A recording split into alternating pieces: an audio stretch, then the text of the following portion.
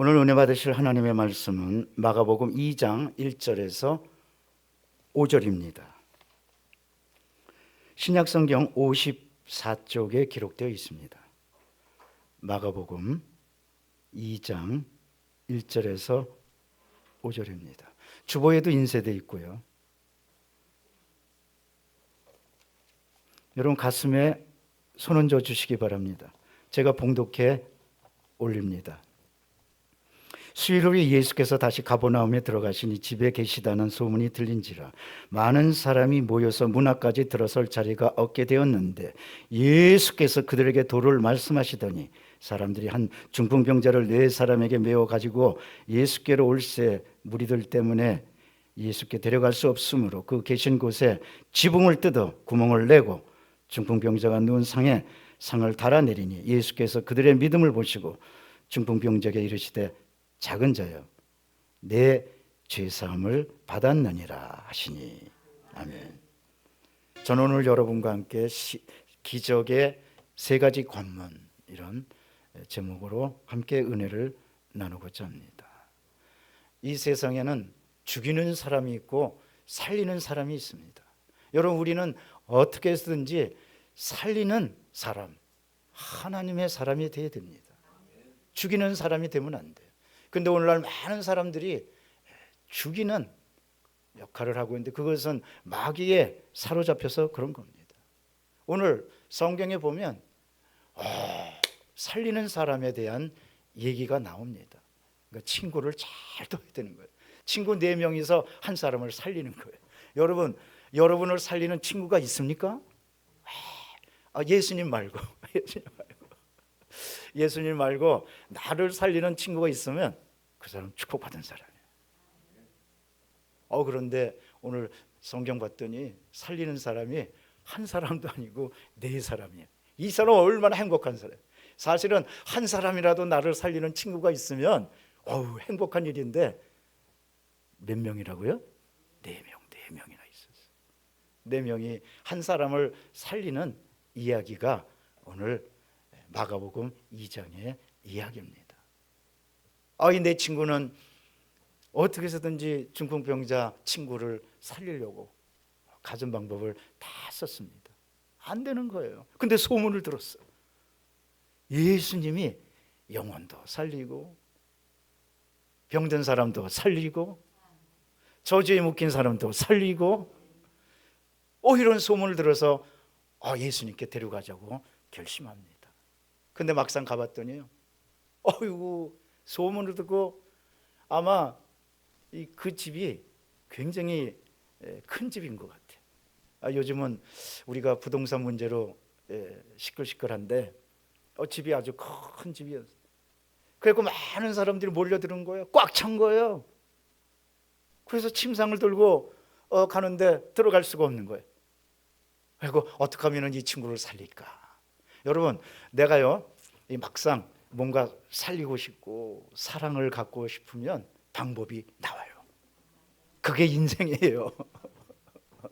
내가 어떻게 해서든지 아주 사랑을 가지고 누구를 살려야 되겠다, 내가 좋은 일을 해야 되겠다, 선한 일을 해야 되겠다, 그러면 기가 막힌 방법이 나와요. 근데 기가 막힌 방법이 나왔는데 그게 뭐냐면은 옥상에 올라가서 이 팔레스타인 집 구조는 우리가 생각하는 것처럼 이렇게 기와가 덮여 있고 또 뭐 아파트 뭐 그런 게 아니고 이제 이 직사각형으로 돼 있어요. 그리고 그 옥상은 이 갈대 잎하고 진흙하고 이제 섞여 가지고 으겨서 그 옥상의 그 바닥을 깝니다. 그래서 옥상에 올라가면요, 그 서로 이렇게 불을 피워서 연기를 내면 서로 연락도 주고받고, 그 다음에 적이 침투한다는 것도 알리고, 또 옥상에서 또 큰 소리로 우리 왜 요즘 우리 동네에 가면 이장이 확성기로 나는 이장입니다, 오늘 전부 다 마을회관에 모이세요 그러잖아요. 다들 좋은 데 사셔서 그런가?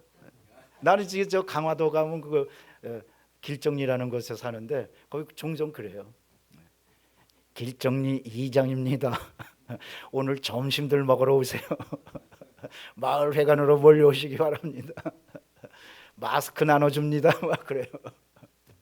그래서 종종 이제 그 옥상에 올라가서 사람들에게, 지역 사람들에게도 알리기도 합니다. 좋은 창조적인 생각을 가지고 옥상에 올라가서, 야, 우리가 예수님한테 하려면 옥상으로 올라가자. 그래서 거기서 지붕을 뜯어버리자.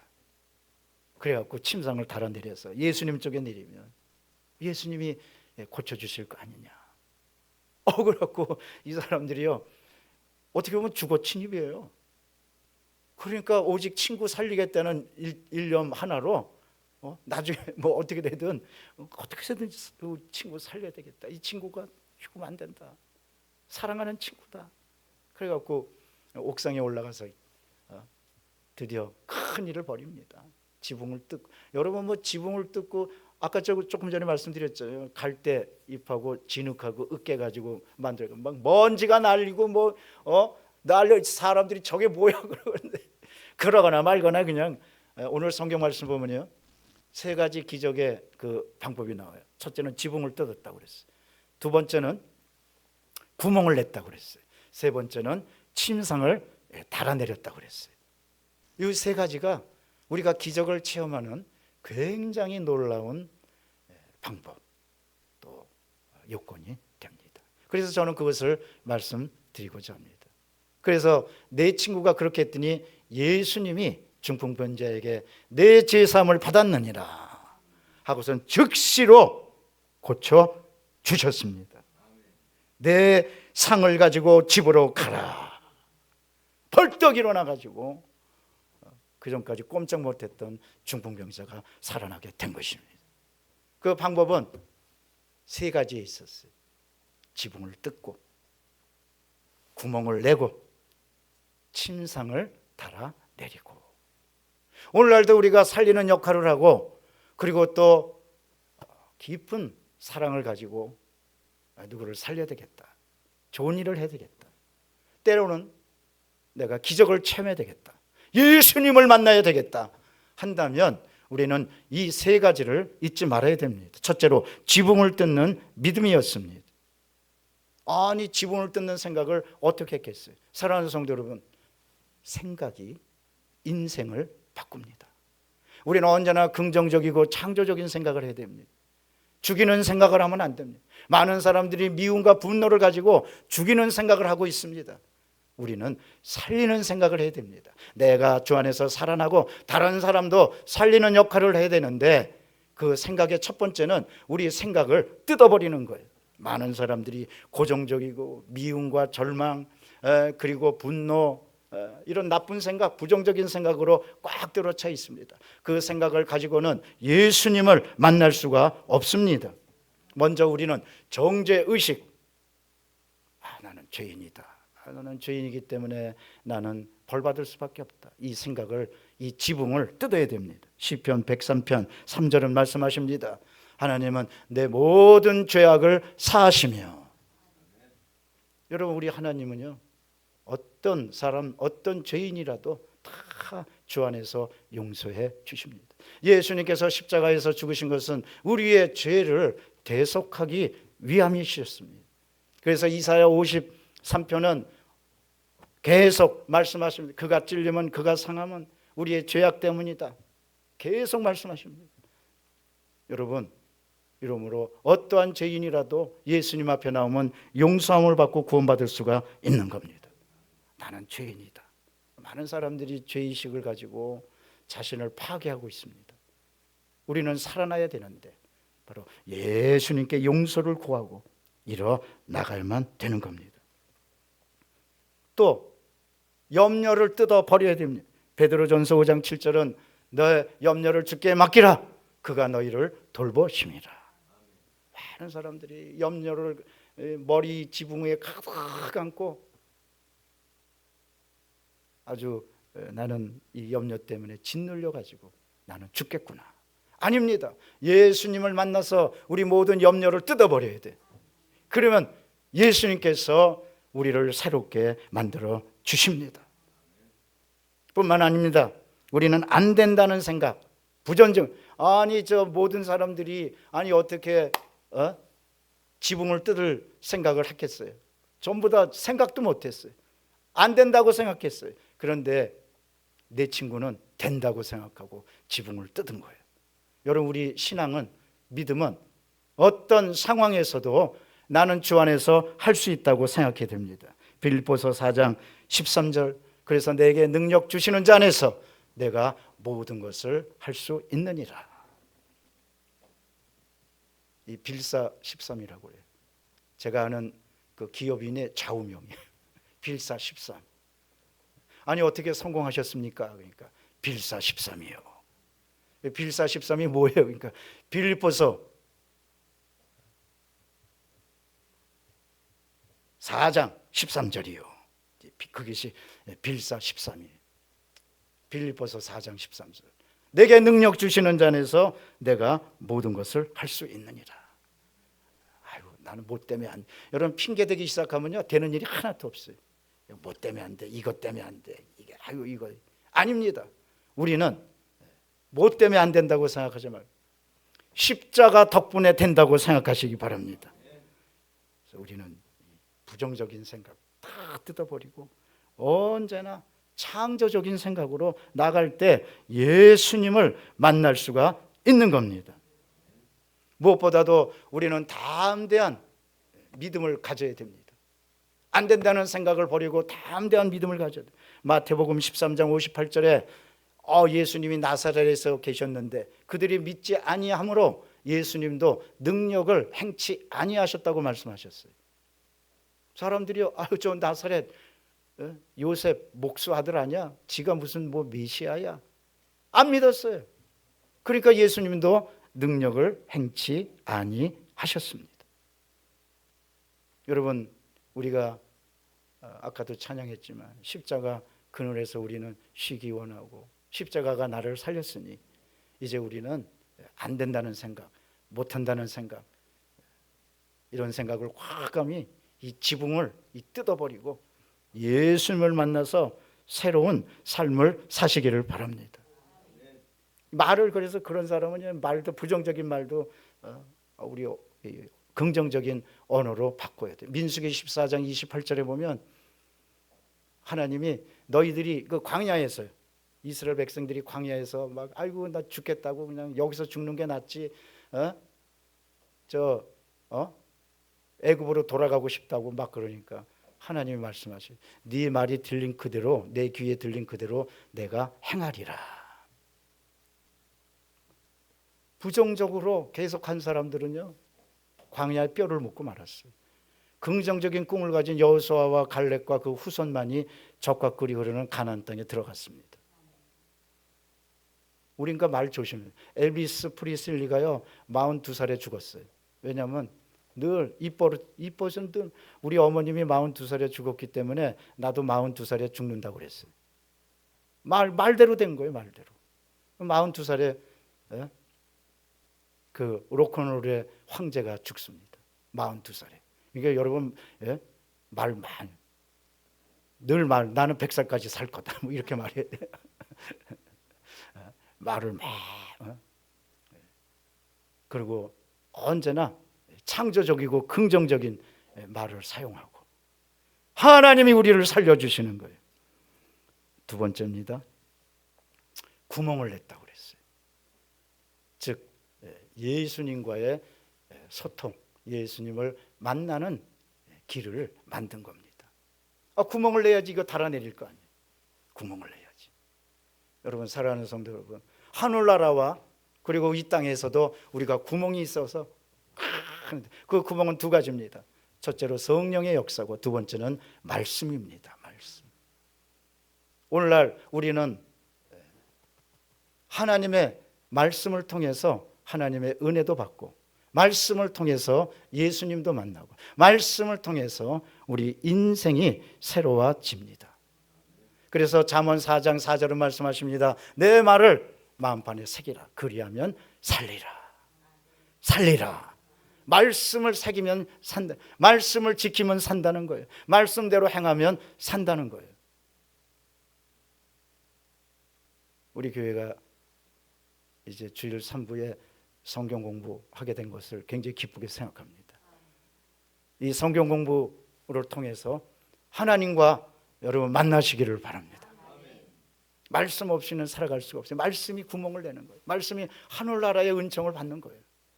그 다음에 성령 충만한 거예요. 오늘날 성령은 오늘날 우리와 함께 하시기 때문입니다. 요한복음 14장 26절에 보혜사 성령이 너희를 가르치시고 행하게 하시겠다고 그랬어요. 여러분, 오늘날 우리가 성령 충만 받지 않으면 마귀에게 집니다. 저주에게 집니다. 세상에 집니다. 그래서 성령으로 충만한 길이 구멍을 내는 거예요. 성령은 교통의 영입니다. 성령은 성결의 영입니다. 성령은 능력의 영입니다. 성령은 지혜의 영입니다. 성령은 깨달음의 영입니다. 이러므로 성령 충만한 사람이 이 말세에 살아갈 수가 있는 겁니다. 말씀과 성령, 이것이 구멍을 내는 거예요. 이 세상에서 여러분 무엇으로 살아가시겠습니까? 어떤 사람은 돈으로, 어떤 사람은 자기 자랑으로 살아갑니다. 그러나 성령 충만한 사람, 말씀 충만한 사람은 영적 전쟁에서 이기고 날마다 승리해서 주께 영광 돌리는 겁니다. 무엇보다도 우리가 성령으로 충만하면 사도행전 1장 8절 말씀대로 권능이 임해서 예루살렘과 유다와 사마리아 땅끝까지 나갈 수가 있습니다. 이 점점 넓혀 나가는 수사법을 점층적 수사법이라고 그래요. 예를 들면 내가 변하면 가정이 변하고, 가정이 변하면 이웃이 변하고, 이웃이 변하면 세상이 변한다. 이걸 점점 확대해 나가는 것을 점층적 수사법이라고 그래요. 반대로 점강법이 있어요. 그거는 점점 축소해 나가는 거예요. 하늘나라의 영광이 임하면 세상이 바뀌고, 세상이 바뀌면 사회가 바뀌고, 사회가 바뀌면 가정이 바뀌고, 가정이 바뀌면 내가 바뀐다. 이걸 점강법 수사법이라고 그래요. 그런데 많은 사람들이요, 사도행전 1장 8절 말씀을 점층적 수사법으로 생각하고 있어요. 예루살렘과 유다와 사마리아와 땅끝, 이렇게 점점 확대해 나가는 거로. 물론 맞아요. 우리 복음이 점점 확대해 나가야 돼요. 그러나 사도행전에서 말씀하시는 본질적인 것은 예루살렘의 문화와 유다의 문화와 사마리아의 문화와 땅끝의 문화를 극복하라는 거예요. 뭘 통해서? 성령을 받아서. 예루살렘에는 율법학자들이 있었어요. 율법을 꽉 쥐고 세상을 다스립니다. 고정적인 생각들이 있었던 거예요. 그걸 극복하라는 거예요. 유다도 마찬가지입니다. 유다도 선택받은 사람들만 있다는 생각을 가지고 복음을 안 받아들인 거예요. 사마리아도 마찬가지고, 사마리아는 구약시대에서부터 성전을 방해하는 사람들로 해서 개 취급을 했어요. 땅끝에 기다리고 있는 것은 죽음입니다. 그걸 극복하라는 거예요. 아주 쉽게 얘기하면, 제가 한번 그 세미나에 갔거든요. 그 통일 세미나에 갔는데, 그 세미나 그 강사 목사님이 이렇게 말씀하시더라고요. 오늘날 사마리아는 일본입니다. 우리가 일본을 극복해야 합니다. 오늘날 사마리아는 북한입니다. 북한을 극복해야지 통일이 이루어집니다. 이렇게 말씀하시더라고요. 그 말씀을 듣고 많은 생각을 하게 됐어요. 여러분, 사마리아 개념을 그냥 이렇게 확대 개념으로만 보지 마시고, 아주 쉽게 얘기하면 시어머니가 사마리아가 될 수도 있고, 며느리가 사마리아가 될 수도 있고, 남편이 사마리아가 될 수도 있고, 또 나를 못 살게 구는 사람이 사마리아가 될 수도 있고, 또 세상에서 내가 어려움 당하는 게 사마리아가 될 수도 있고, 그걸 성령을 받아서 극복하라는 거예요. 그 문화를 극복하라는 거예요. 본질이 거기에 있는 거예요. 사도행전을 쓰여진 가장 중요한 본질은요, 이방인에게 복음을 확대하는 데 있어요. 그게 누가가 사도행전을 쓴 본질적인 목적이에요. 복음이 이방인들에게도 전파돼서 이방인도 예수를 믿게 되는 것, 그게 사도행전을 쓴 본질적인 목적인 거예요. 그러자면 내 편견과 내 아직과 내 교만을 깨트려야 되는데 성령이 역사해야지만 깨트려지는 겁니다. 그래서 내 친구들은 구멍을 낸 거예요. 성령의 역사와 말씀의 역사로 구멍을 싹 내가지고 예수님께 침상을 달아내리니까 예수님이 죄사함을 받았느니라 하고 고쳐주신 겁니다. 마지막 세 번째입니다. 내 친구가 침상을 이렇게 달아내렸다고 그랬어요. 근데 여러분, 그게 보통 기술이 아닙니다. 죽어가는 중풍병자예요. 그러니까 네 사람이 이제 두 사람씩 각각 양쪽을 잡잖아요. 그러면 조심스럽게 잘 내려야 됩니다. 내 친구들이 마음이 안 맞으면 한쪽이 야, 너 잘 잡어, 잘 잡어. 그래갖고 서로 잘 잡아야지. 한쪽만 삐끗하면 그 중풍병자가 땅에 뚝 떨어져가지고 가뜩이나 죽어가는 사람인데 어떻게 되겠어요? 뭘 어떻게 돼 끝장인지. 그러니까 내 친구가 서로 이 균형을 이렇게 맞춰가는 게 얼마나 중요한지 몰라요. 사랑하는 성도 여러분, 우리가 믿음을 가지려면 서로가 균형을 잘 잡으라는 거예요. 화합과 사랑과, 그리고 서로를 이해하고 또 서로 발맞춰가면서. 옛날에 우리 운동의 날에 두 사람이 하나가 돼서 뛸 때는 이 발에다가 끈을 묶고서는 그 뛰어오신 경험들 다 있으시죠? 둘이서 하나가 돼갖고, 그러면 얼마나 호흡을 잘 맞춰서 하나 둘 해가지고. 안 뛰어보셨나? 나만 뛴 것 같은데. 그래서 얼마나 이 균형과 조화를 잘 이루어야 돼요. 신앙생활, 교회에서 신앙생활하는 건요, 균형과 조화를 잘 이루어야 되는 거예요. 독선적으로 살아갈 수도 없고, 서로 용납하고 서로 용서해주고 서로 사랑해주고 서로 하나가 되고, 그리고 신앙 안에서 서로 균형을 잘 맞춰가지고. 갈라디아서 6장 2절은 말씀하십니다. 서로 짐을 지라. 그 다음이 중요합니다. 그럼으로써 그리스도의 법을 성취하라는 거예요. 하나님의 법을 성취하는 것은 서로 짐을 지라는 겁니다. 인간은 다 약합니다. 한계가 있습니다. 또 부족합니다. 연약합니다. 그랬을 때 서로가 짐을 지면서 서로가 용납하면서 균형을 잘 잡아서 하나가 되면 그러면 예수님께 나갈 수 있고 예수님이 즉시로 용서를 해주고 병을 고쳐주는 겁니다. 사자가 있잖아요. 사자가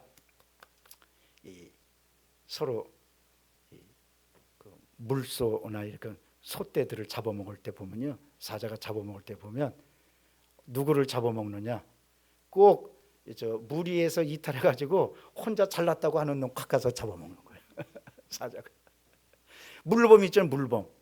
여러분 이 물고기들이 바닷속에서 살아갈 때요,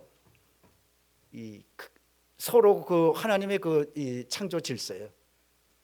이 둥근 원이나 서로 큰 무리가 돼서 살아가요. 그것은 적의 공격으로부터 피할 수 있는 생존의 법칙입니다. 그런데 물범이 서로 이렇게 크게 모여서 하나 돼 있을 때는 물범이 공격을 안 해요. 그런데 꼭 물범이 뭘 잡아먹느냐, 큰 무리에서 이탈돼 가지고 혼자 떨어져 갖고 지 잘났다고 하는 놈 가서 꽉 잡아먹는 거예요. 우리는 주 안에서 하나가 돼 가지고 모였습니다.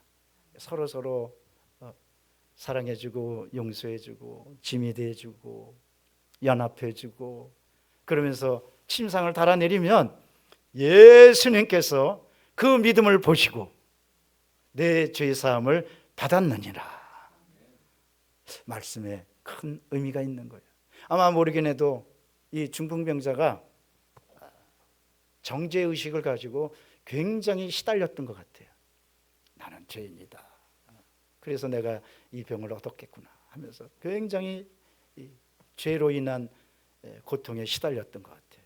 그러니까 예수님께서 즉시로 내가 너를 고쳐주겠노라, 그게 아닙니다. 예수님이 대뜸 하신 말씀이 내 죄사함을 받았느니라. 그래서 죄를 용서해 주십니다. 두 번째입니다. 예수님이 내 죄사함을 받았느니라 한 까닭은 거기에 율법학자라든지 이런 사람들이 많이 또 모여 있었어요. 그러니까 이 서기관이나 율법학자나 그 다음에 유대인들을 지도하는 지도자들이 모였다가 뭐야 이거, 죄는 하나님만이 용서해 주시는데 감히 용서함을 받았다고 어떻게 말해?